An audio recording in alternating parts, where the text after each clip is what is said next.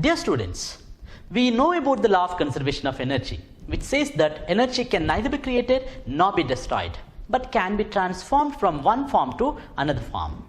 In our last session, we found a method to convert electrical energy into mechanical energy.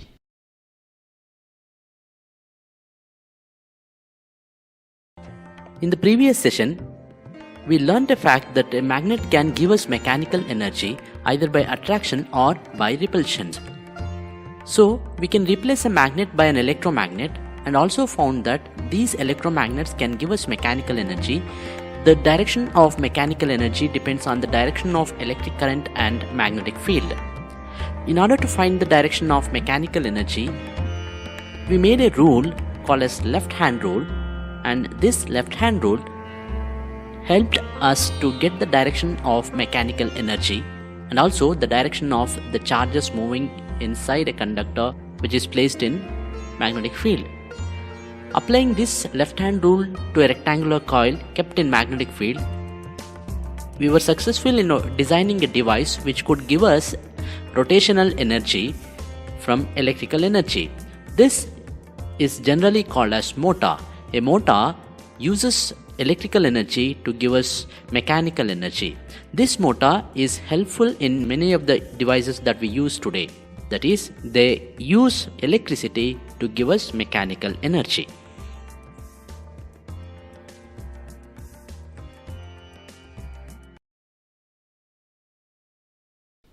In this session, we are going to check whether the vice versa is possible. That is, we are going to study whether we can convert mechanical energy into electrical energy. 200 years back, whatever little amount of electricity that was produced using chemicals. The same technology that we use today in dry cells are the batteries of the vehicles. If we were using the same technology, that is converting chemical energy into electrical energy, we would have supplied a lot of chemicals to get the amount of electricity that we use now, which is completely impossible. One experiment conducted by one of the greatest scientists changed the way we produce electric current. In this session, we are going to learn how Michael Faraday, the scientist that I was talking about, changed the way how electricity is generated.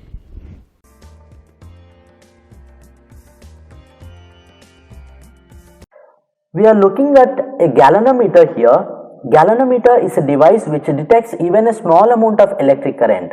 This galvanometer is connected to the coils here, free to move inside a coil of wire.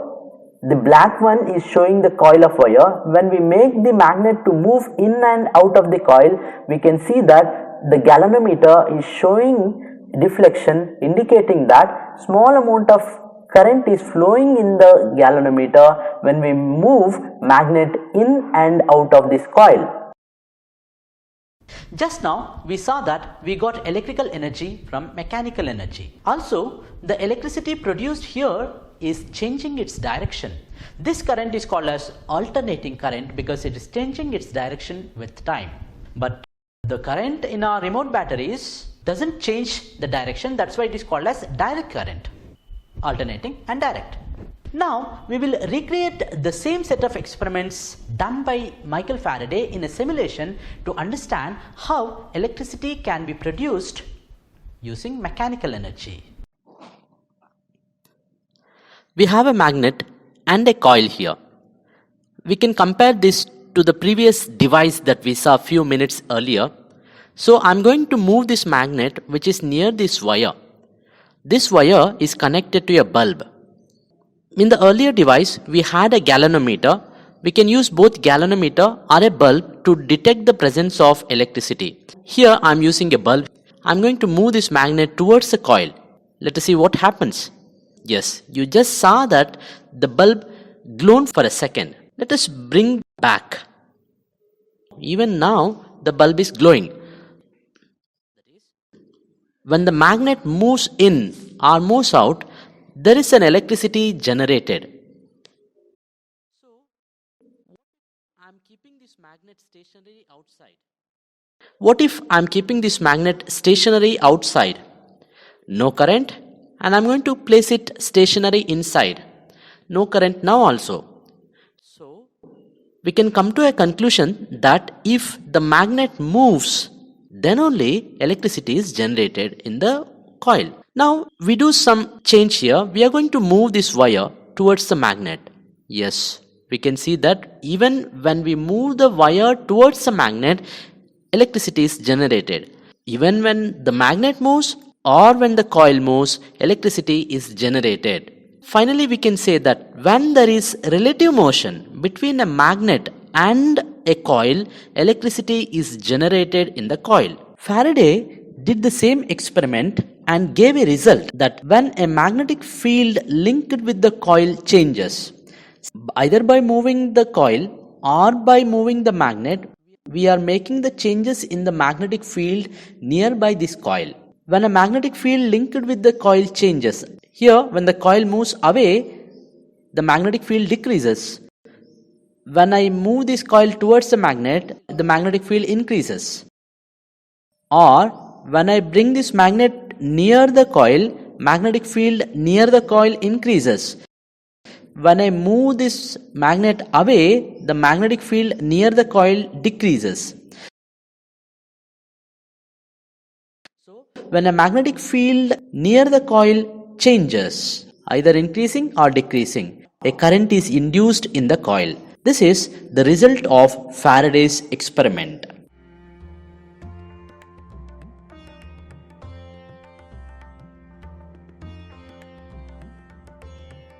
Now, we will improvise the experiment done by Faraday and see what happens to the current that is induced. I am going to increase the number of loops in the coil. We use 3 coils here. Keep looking at the current. What happens to the amount of current when 3 turns are used? We could see that the electricity generated when 3 turns are used is more compared to the electricity generated when 1 coil was used. I am going to decrease it again to verify it. I am going to make it 1 coil. Let's see what happens. The amount of electricity generated is less. So we can say that the induced current depends on number of turns in the coil. As the number of turns increases, the current in the coil also increases. We are going to try one more thing here. We are going to increase the strength of the magnet. What happens if the strength of the magnet is increased? I am going to keep the turn as 2. Even now the current is more.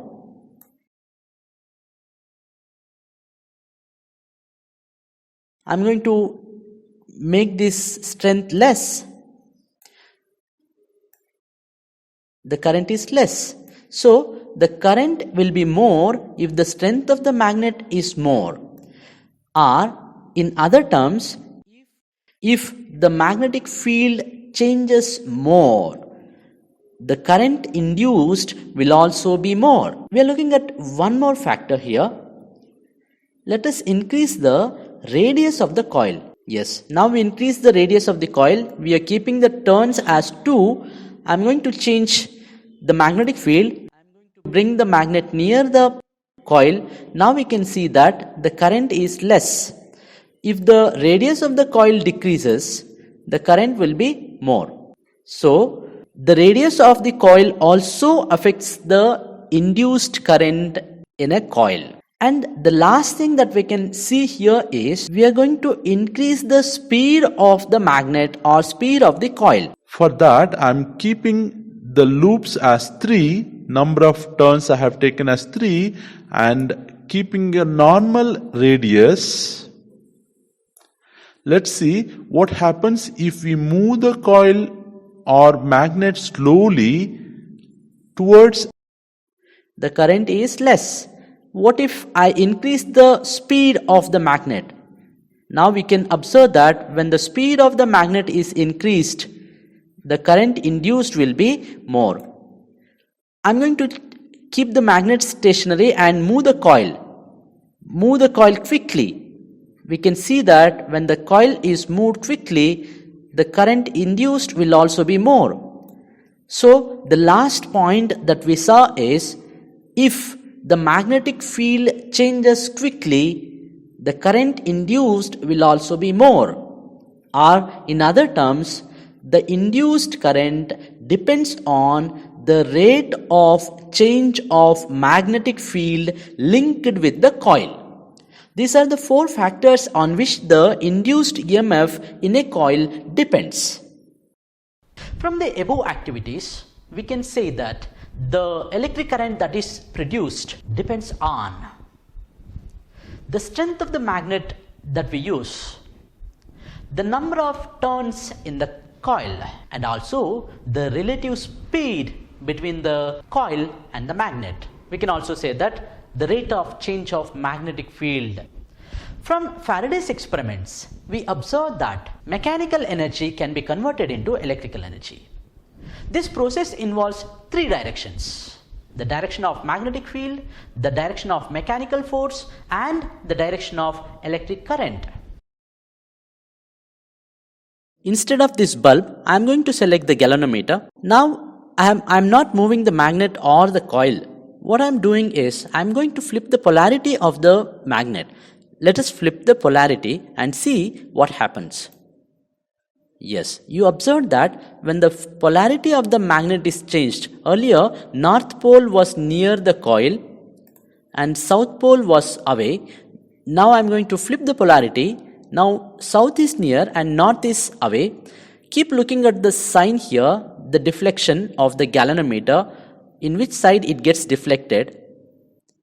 When the polarity changes, the direction of deflection also changes. So the direction of the current is changing when the magnetic field direction changes.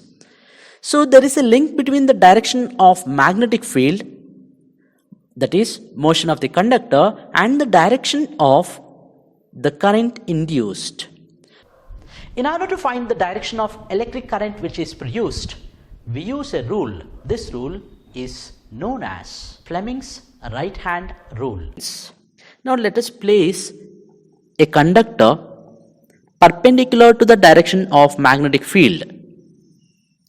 Here is the conductor, and we can move this conductor up and down. By doing so, we are virtually cutting the magnetic field lines. Remember, magnetic field lines are imaginary. We can imagine that these magnetic field lines are cut by this conductor. We can give mechanical energy to this conductor and push it upwards. When it is pushed upwards, the current will be flowing away from the screen. We know that magnetic field lines are from north to south. The conductor is moving up and the current is moving towards us. Therefore, these three directions are mutually perpendicular to each other. We can simply relate this by a rule which is called as right hand rule or Fleming's right hand rule, which says that when we stretch the first three fingers of our right hand mutually perpendicular to each other, the thumb, forefinger and the mid finger. The thumb shows the direction of force, motion of the conductor. The forefinger shows the direction of the magnetic field, that is from north to south. Then the mid finger shows the direction of induced current. It is away from the screen. We can apply it in a real context and we can clearly see that the mid finger is showing in the direction of arrow mark. The push is upwards. What if we push the conductor downwards? Obviously, the current should flow in the opposite direction. We can apply the same rule here by changing our fingers in different directions. So we have to show our thumb downwards now, and we can see that the thumb is downwards. North to south is shown by the forefinger, then the mid finger is showing the direction of flow of induced current. So this rule which says that when we stretch the first three fingers of our right hand mutually perpendicular to each other, forefinger shows the direction of magnetic field, thumb shows the direction of motion of the conductor, mid finger shows the direction of flow of positive charges inside the conductor. There is also a possibility of inducing electric current when two coils are near to each other. If the flow of current in the first coil is changed, we know that magnetic field near that coil changes. When the magnetic field near that coil changes, it also affects the second coil. For the second coil, a magnetic field is changing nearby. Therefore, a current is going to induced in the second coil as well. All this process is called as electromagnetic induction. That is, when a magnetic field linked with the coil changes, electric current is induced in the coil. Here we have a coil which is connected to a battery. If you look at the reading of the battery, it is 0 volt. I am going to increase the voltage. That is, the current flows in the coil. When the current flows, look at the charges moving. When the current flows, a magnetic field is created around the coil. We have seen this in the earlier sessions of this chapter. So, this behaves as a bar magnet. If I change the direction of the current, we can see that these magnetic field lines will also change in their direction. If you can observe, there are red marks here. If I change the direction of current, now it is plus 10 volts, I am going to change it to minus 10 volts. When I change the direction of current, the magnetic field direction also changes. This is possible only in the electromagnets, not with the bar magnets. We have learned this in the earlier sessions. I am going to make this voltage 0, bring one more coil near to this coil. To the second coil, let us consider this as second coil and this as first coil. To the second coil, we have attached a bulb. Instead of the bulb, we can also choose a galvanometer. What do I do now is, I increase the voltage. When the voltage is increased in the first coil, there is a magnetic field created near the second coil, but this magnetic field is not changing. In order to make the electric current to get induced in the second coil, the magnetic field should change in the first coil, or the magnetic field should change near the second coil. How to do it? We can do that by changing the value of current in the second coil, or we can also do that by switching off or switching on that. So how to make the current? Can we make a current to get induced in the second coil? We can do that by increasing or decreasing the voltage in the first coil. Decreased, increased, decreased, increased. We can see a little deflection in the galvanometer. I am going to bring this closer and closer. See, when the voltage is increased and decreased, there is a fluctuation in the galvanometer indicating that when a magnetic field linked with the second coil changes, a current is induced. This type of induction is also called as mutual induction. In the previous sessions, where we were studying about motors, we supplied electrical energy into the coils to get rotational mechanical energy. We use the same setup here, supply rotational mechanical energy and check whether we can get electrical energy. We have a rectangular coil of wire kept between the two poles of magnets. And the armature has a pink part and blue part of the wire. Let us rotate the armature in clockwise direction. That is, the pink moves up, blue moves down. In order to find the direction of electric current which is induced, we can make use of right hand rule. The thumb, mid finger and the forefinger show mechanical force, magnetic field and the direction of induced current. We can apply this rule to different parts in this armature. The forefinger here shows the direction of magnetic field, mid finger shows the direction of current induced and the thumb shows the direction of mechanical force. First, let us apply this to the pink part and then to the blue part.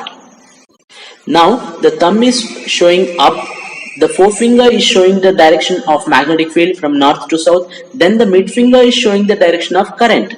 We can also apply the same rule to the blue part. The blue part moves down, therefore the thumb should go down. The same rule. thumb will go down, mid finger shows that the current is moving towards us.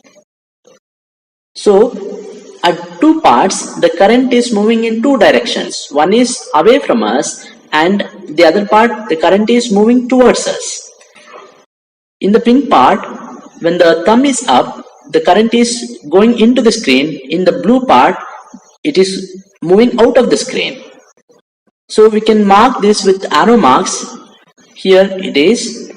The current is moving from pink, then to yellow and to blue. Remember, no current is induced in the yellow parts of the wires because they are along the axis of magnetic field lines. The current moves from one part of the wire to other part. When the armature is perpendicular to the magnetic field lines, the current induced will be minimum. In the second half rotation, the current changes its direction.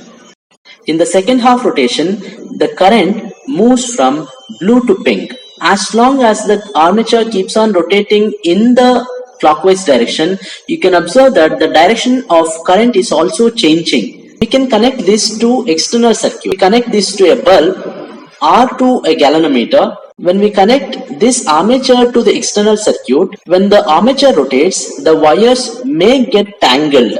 We cannot make the armature keep on rotating continuously. In order to avoid the tangling of the wire and to extract the current which is induced, we replace this arrangement by introducing one pair of slip rings. Remember, these slip rings are also two colors. One is blue, which is connected to the blue part of the wire, and the pink, which is connected to the pink part of the armature. These slip rings are then connected to the external circuit through carbon brushes. These carbon brushes only touch the slip rings. So as the current flows in the direction given, it moves from pink part, then goes to the blue part and comes back to the blue ring. Pink ring, pink wire, blue part and comes to the blue ring. When the armature rotates, the slip rings are in contact with the respective colored wires. They do not get tangled now. One wire is inside the other slip ring. Therefore, they do not get tangled. The carbon brushes are touching the slip rings. When the armature rotates, the direction of current also changes. Now the current is flowing in the opposite direction. It is entering from the pink slip ring and the bulb glows. In every half rotation, the current keeps on changing the direction. The bulb keeps on glowing and it gets switched off. So every half cycle once, the direction of electric current changes in the external circuit. The terminals of the battery keeps on changing in the external circuit. That's why this current is called as alternating current or AC. This is the working of alternating current dynamo. This is the working of AC generator. By changing the slip rings into split rings, we can change AC generator into DC generator. In DC generator, the current will flow only in one direction.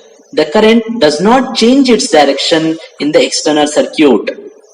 This generator produces alternating current.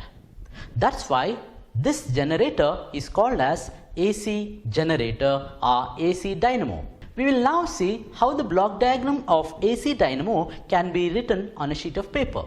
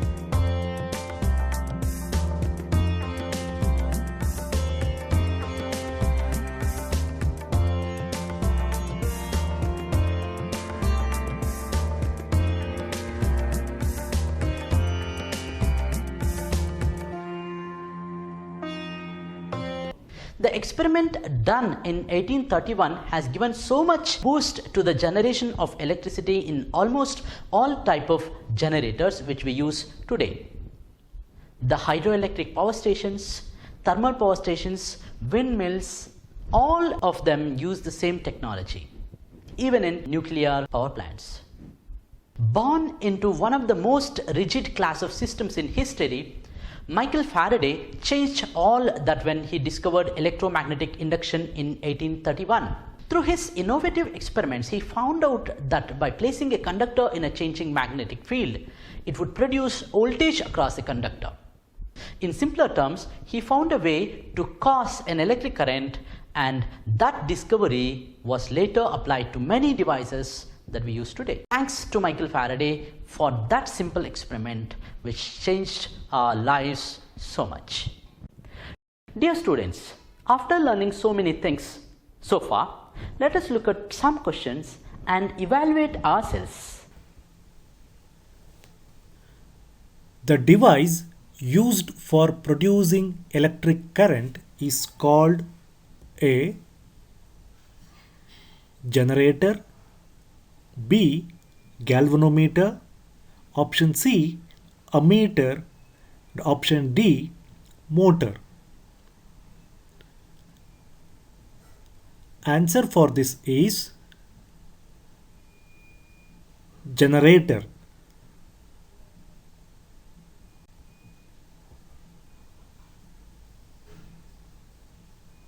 An electric generator converts option A electrical energy into mechanical energy, option B mechanical energy into heat energy, option C electrical energy into chemical energy, and option D mechanical energy into electrical energy.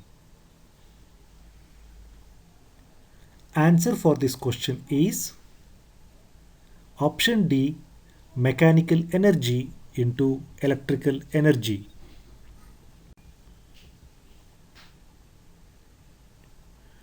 We can induce the current in a coil by option A moving the coil in a magnetic field, option B by changing the magnetic field around it, option C by changing the orientation of the coil in the magnetic field, and option D all of above. The right answer is option D all of above.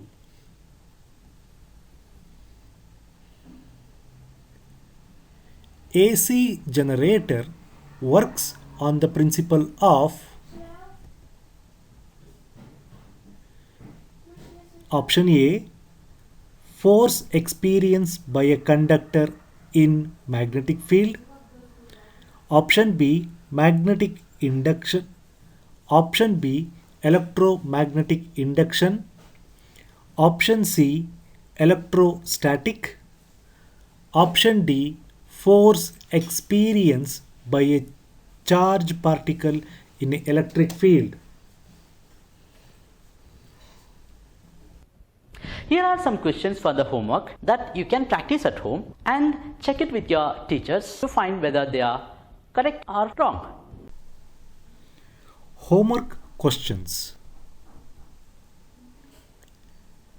Explain the principle of an electric generator.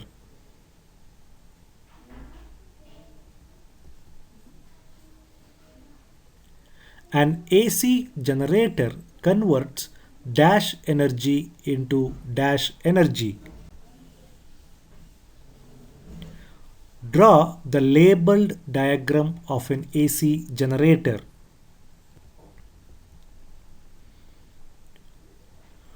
What change should be made in AC generator so that it may become a DC generator?